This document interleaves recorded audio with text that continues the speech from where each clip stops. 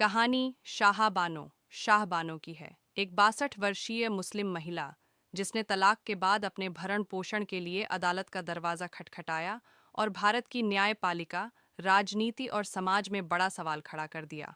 क्या सेक्युलर कानून सभी पर एक समान लागू होंगे? कहानी की शुरुआत भोपाल की एक शांत गली में 43 साल की शादी के बाद शाहबानो को उनके पति मोहम्मद अहमद खान ने एक दिन तलाक दे दिया। 3 तलाक और थोड़ी सी मेहर, बस इतना ही सहारा। उम्र ढल चुकी थी, अपने पांवों पर खड़े होना आसान नहीं था, इसलिए उन्होंने कानून से गुजारिश की। गुजारा भत्ता चाहिए ताकि रोटी कपड़ा इलाज चल सके। उन्होंने सेक्शन 125 सीआरपीसी के तहत याचिका डाली, एक ऐसा प्रावधान जो सभी धर्मों की निराश्रित महिलाओं के लिए बना है। संघर्ष की राह निचली अदालत से लेकर हाई कोर्ट तक फैसले शाहबानो के पक्ष में आए, पर पति ने दलील दी कि मुस्लिम व्यक्तिगत कानून के हिसाब से सिर्फ इद्दत की अवधि तक जिम्मेदारी बनती है। मामला देश की सर्वोच्च अदालत तक पहुंचा और बहस तेज हो गई। क्या धर्म आधारित निजी कानून हावी होंगे या भूख प्यास से बचाने वाला सेक्युलर कानून? अदालत के बाहर भी बहस थी, मस्जिदों, अखबारों, मोहल्लों और संसद तक में।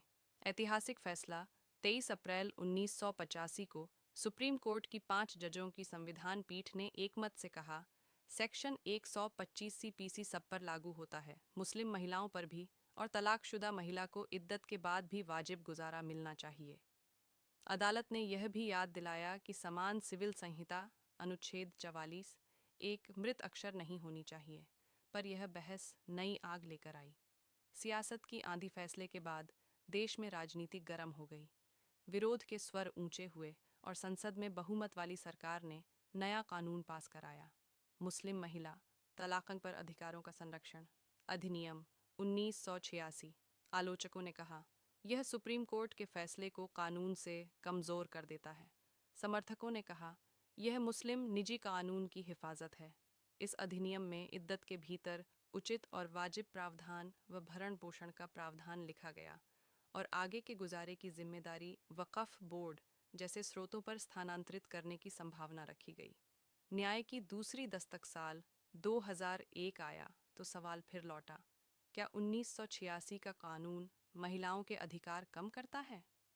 सुप्रीम कोर्ट ने डैनियल लतीफ़ी केस में व्याख्या की, उचित और वाजिब प्रावधान का मतलब सिर्फ इद्दत तक नहीं, बल्कि महिला के भविष्य के गुजारे का समुचित इंतज़ाम है, और यह इंतज़ाम इद्दत अवधि के भीतर तय होकर देय होगा।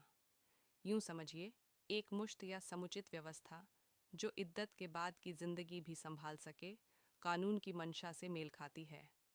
असर जो रह गया, शाहबानो की याचिका एक महिला की ज़रूरत से शुरू हुई, पर उसने भारत में सेक्युलर कानून, व्यक्तिगत कानून, महिलाओं के अधिकार और समान सिविल संहिता पर राष्ट्रीय विमर्श खड़ा कर दिया। आज भी केस को महिला अधिकारों की लड़ाई में एक मील के पत्थर की तरह याद किया जाता है और कानूनी पढ़ाई में सेक्शन 125 सीआरपीसी की धर्मनिरपेक्ष सुरक्षा का क्लासिक उदाहरण माना जाता है।